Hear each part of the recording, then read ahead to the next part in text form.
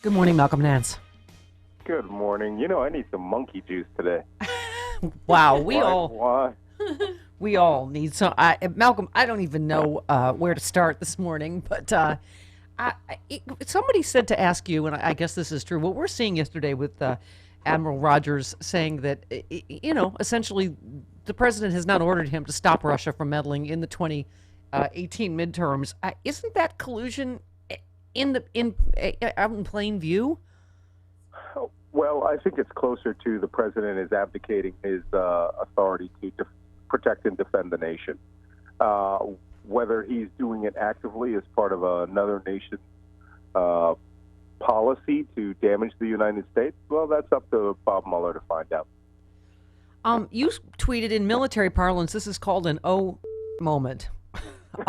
This should worry every American. NSA Chief Mike Rogers states that America has the capability to stop the Russian cyber attacks, but has not been given any orders from Trump and the White House. Basically, the Kremlin agent is inviting the Russians in for the midterms. Go ahead. We had this discussion last night on Ari Melber about what the president can and can't do. And, or Admiral Rogers. Admiral Rogers is tasked to defend the nation using the resources of NSA and Cyber Command. But they're defensive. The question on the table was, could he carry out offensive operations to deter or defeat the Russians in an activity? Right now, all we can do is monitor and use whatever limited systems we have. But it takes an executive order from the President of the United States to say, I want all resources on the table. I want everyone to defend this election. This president won't. Well, obviously, this in the light of the other bombshell yesterday. Russians reportedly compromised systems in 7 states before the 2016 elections. I'm sort of at a loss to even know what to ask you. I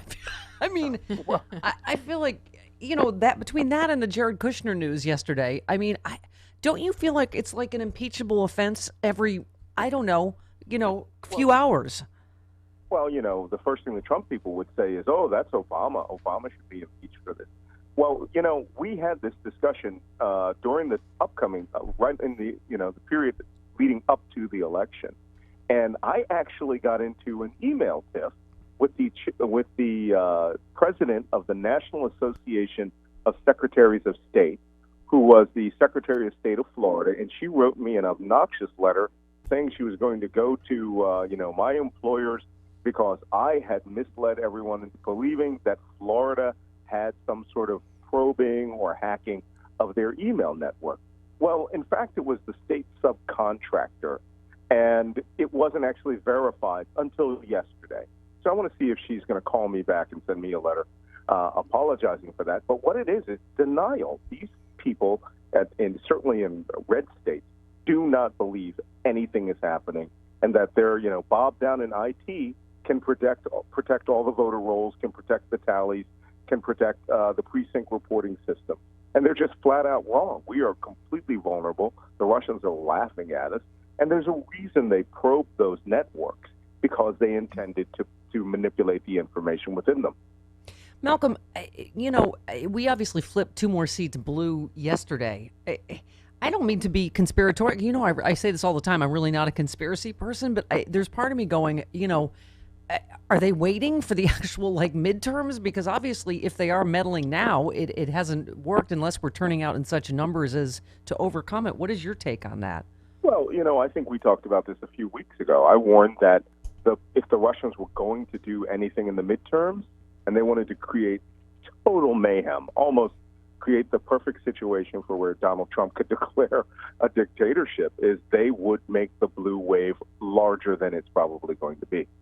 They would actually physically hack the voter rolls this time and show that the Democrats had won. And then, of course, the Republicans would believe that nothing that happens in the electoral process is valid. The president would try to nullify races. It would just create total mischief. Did I say mischief? It would create mayhem and the grounds for civil war. Now, can they do that? Would they do that? I don't know. The NSA and the U.S. intelligence community, DHS, and FBI, they're going to be on guard no matter what. That's just in their mandate. But when you have a president that refuses to believe that any of this is real in its entirety, Stephanie Rule made a good analogy this morning where the firemen are standing outside of a burning building, and the fire chief is saying there's no such thing as fire. Yeah, yeah. You listen. I can't believe you just yelled out another Stephanie's name right while you're with me. That is really Hey, okay. Stephanie Rule, though, come on. No, she's awesome. Buddy. Malcolm, I guess part of me like trying to like digest all this stuff is just it's one bombshell after another. I don't know which one you think is more significant. Him dropping all charges about Gates.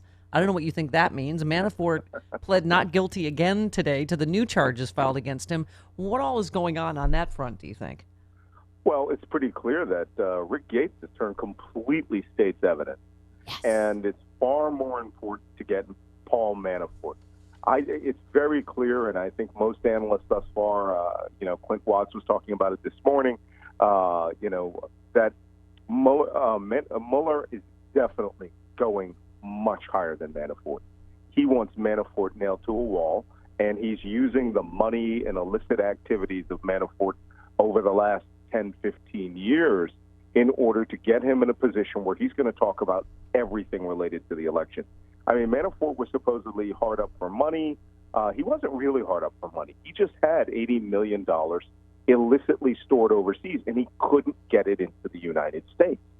And to come on as the campaign manager for Donald Trump, after having been, the dirty works guy for Viktor Yanukovych in the Ukraine and working essentially as an agent of Moscow, his job was to handle Donald Trump in the U.S. government for the Kremlin. And until Mueller really feels comfortable that what he's going to get out of him, he's going to crush Manafort every day. He's going to add more charges. What's Manafort's end game? I mean, does he think he's going to get pardoned? And does that cover state charges if he does? It doesn't cover state charges. Every charge that was made, Manafort lived in Long Island and owned properties in New York and had a business in Trump Tower. Every charge can be transferred to the state of New York. There is no pardon for Paul Manafort. And you think that Donald Trump is going to give him a pardon when it's on real money crimes and not something that's political? I mean, the man literally stole from the United States government, hid money, transferred it into the United States that was taken from protests that attacked U.S. Marines in Crimea, that literally, people were shot to death in the Maidan Square in Kiev. Even Trump is not selfish enough to do that unless there is something Manafort knows. But Trump also knows is the minute he pardons Manafort, that's abuse of the pardon power. Yeah. It could be considered that. And, why hasn't Manafort flipped? Steps in. Why hasn't Manafort flipped yet? Then do you think? Oh, he's a hard case. Look, come on. He comes from a family of construction and management companies. He really thinks he's Tony Soprano. He really thinks that he was Trump's wartime consigliere and that he was going to guide him through this the entire time, being a puppet of Russia. And I'm sorry, I think Mueller is going for the case that Manafort himself was an agent of the Kremlin in the intelligence sense, not in the commerce sense, that he worked as technically a dirty tricks man for Vladimir Putin. And as soon as he makes that case, Trump will run from Manafort. Malcolm, I've heard other intelligence analysts say that Russia obviously wants us to know they did this. Do you think it could be Russia leaking some of this stuff? For instance, all this Kushner stuff. No, I think the Kushner stuff that's coming out is coming out by the people that just hate him. Yeah. Kelly and his staff and Steve Bannon. Steve Bannon is, he may have been banished, but he's still a player. He lives just a few blocks from the White House. So, he's hearing things from those junior staffers and from Kelly's team, and he's just going out and dropping his dime, showing that he's still a player in the game. Well, you tweeted, damn, that sounds like it means an indictment is inbound. Per Reuters, Kushner lost his clearance because of information Rosenstein passed him a gun that led to the slowing or stopping of Jared's pending clearance application. Seems like justice might have an answer to the Russia question. That is the most significant thing that came out this week, was the description around why Kushner's clearance was downgraded from top secret to secret. So I think it was Clint Watts who said to me, the gardeners at the White House have a higher clearance now. The cooks, who are all Navy chefs, have a top secret clearance because they have to be cleared for incidental, where they might overhear something as they're cooking or serving meals. Jared Kushner now has the equivalent of the lowest uniformed Secret Service officer there. But Donald Trump could just hand him the PDB and say, I'm authorizing you to read this, done, every day. So we don't know whether that's happening. But Rosenstein's memo, or Rosenstein's comment, where he said Kushner was being investigated for other things which affected his clearance, I don't think it's just the influence that he was peddling and selling to, Mexico and the UAE and China. I think it really is far more nefarious. I think it has something to do with his trying to get the Russians to give him secure communications and taking loans from Russia's KGB-run bank, VEB Bank. Yep. You'd also tweeted, also, does Kushner still have access to special access programs? If so, he can read virtually all secret missions. He needs to lose everything until he clears up if he works for the Russians. I mean, that doesn't get any more serious. No, we've been saying this for a year now. That guy needs to lose his entire clearance. I recall the day that it came out in the New York Times that he had asked the Russians for those secure communications so that they wouldn't hear his conversation. Zero clearance. Not just clearance. There's a difference between having a clearance and there's a difference between authorized access. They need to take his clearance and then remove his access. And both things need to happen because he's just, as far as I'm concerned, until somebody can clear that question up for me, every other person in the history of the United States has been considered guilty and then cleared.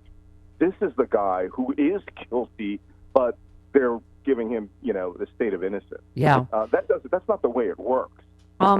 It's so many. This is the thickest Malcolm stack I've had to date, but Roger Stone corresponded directly with WikiLeaks despite both claiming otherwise. I know comes as a great shock to you. But no shock. But I mean, this is just one shoe after another dropping, right? Well, I think what we're doing is we're getting to the point where each of these sides have their own interests. I think the Roger Stone WikiLeaks thing has nothing to do with anything. I've met Roger Stone.